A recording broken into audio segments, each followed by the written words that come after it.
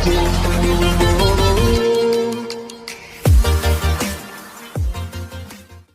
दोस्तों, अस्सलाम वालेकुम। तो दोस्तों अॼु असां वटि जेको ट्रांसलेशन जे लाइ लफ़्ज़ आहे उहो आहे लाइक। त लफ़्ज़ लाइक जेको आहे इहो हिकिड़ो वर्ब आहे ऐं वर्ब सां गॾु हिकिड़ो एडजेक्टिव बि आहे। हाणे अॼु असां पढ़ंदासीं ऐं अॼु असां सिखंदासीं त हीउ लाइक जेको लफ़्ज़ आहे हिकु एडजेक्टिव कीअं आहे ऐं एडजेक्टिव सां गॾु हिकिड़ो वर्ब कीअं आहे। मिसाल तौरु आहे I like to eat mango. मां अंब खाइणु पसंदि कयां थो।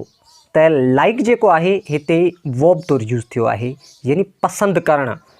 ऐं सिंधी में हाणे वणु जेको मोस्टली ईंदो आहे मखण खे छॾे करे वर्ब मोस्टली जेके हूंदा आहिनि उहे वर्ब ई हूंदा आहिनि।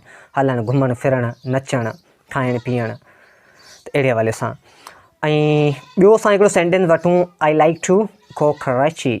मां कराची वञणु पसंदि कयां थो। I like your character. मां तव्हांजे करेक्टर खे पसंदि कयां थो।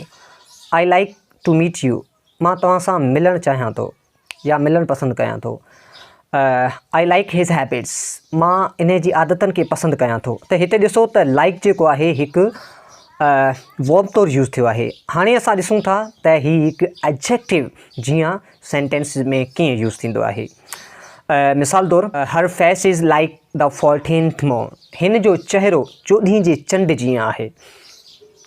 प्रिया इज़ लाइक अ रोज़। प्रिया गुलाब जे गुल जीअं आहे। त हिते ॿिनी सेंटेंसिस में तव्हां ॾिठो त लाइक जेको आहे हिकु एडजेक्टिव जीअं यूज़ थियो आहे। मिसाल तौरु ही इज़ लाइक हिज़ किथ एंड किन्स।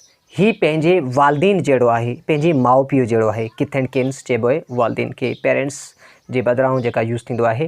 त अहिड़े तरीक़े सां दोस्तो लाइक जेको आहे इहो हिकिड़ो एडजेक्टिव आहे ऐं एडजेक्टिव सां गॾु हिकिड़ो वर्ब आहे।